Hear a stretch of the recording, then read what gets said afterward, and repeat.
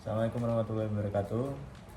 My name is Muhammad Iqbal Manggala Haji Luhur, and my student number is 230110101080. My name is Muhammad Hakim. My student number is 48. So we will presenting about hearing loss, language cognition. I will describe this definition. So hearing loss is a condition where a person cannot hear sound clearly in one or both ears. It can be mild, moderate, severe, or profound. Children with hearing loss often have difficulty learning language because they do not receive clear sound input.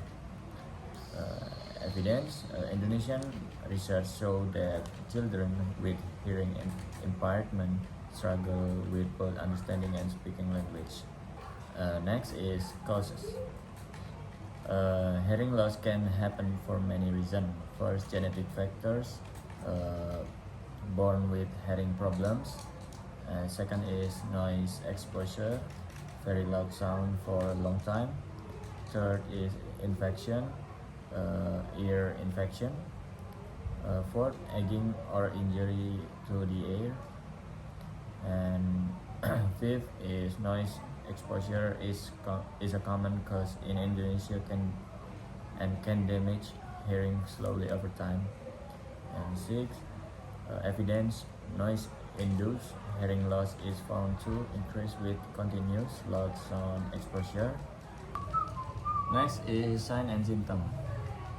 Common sign of hearing loss include difficulty understanding speech, asking people to repeat what they said, and speaking louder than other children. Some children have unclear pronunciation or make sound errors. Indonesian research show that many children with hearing loss have speech problems such as substitution or omitting sounds. Hence, children with hearing impairment often show speech errors like substitution, omission, and distortion. Okay, I will continue on the sign and symptom. People with hearing loss may these signs: difficulty understanding speech, especially the noises place, asking others to repeat. Delayed speech development in children. Incorrect pronunciation or unclear speech. Indonesian studies found that children with hearing loss often show articulation from like substitute or emitting sound. And the next slide is effect on language cognition and acquisition. Hearing loss effect. Language acquisition, slower vocabulary and grammar development. Cognition, more mental effort is needed to understand speech. Learning, limited hearing, reduced exposure to language, affecting memory and attention. A study in Indonesia found that children with hearing loss have difficulty in both receive, understanding, and expressive speaking language. Communication method. People with hearing loss use different ways to communicate, such as lip reading, sign language, gesture, communication using hearing aids to support speech. Communication in Indonesia research show that combining therapy with visual cues help children improve their communication skill. Okay, and the next is assistive technology.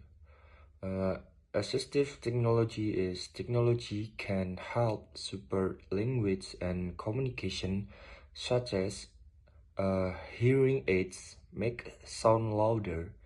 And number 2 is cochlear implants help people with severe hearing loss.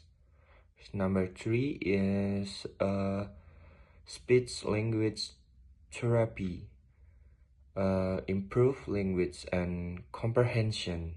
Indonesian studies show that early intervention improve children's receptive language skill. And next is auditory nerve. Electrical signal trigger in the cochlea travel down the auditory nerve to brain, and the brain makes us aware of the sounds. So that's all about our discussion about hearing loss. Thank you. Wassalamualaikum warahmatullahi wabarakatuh.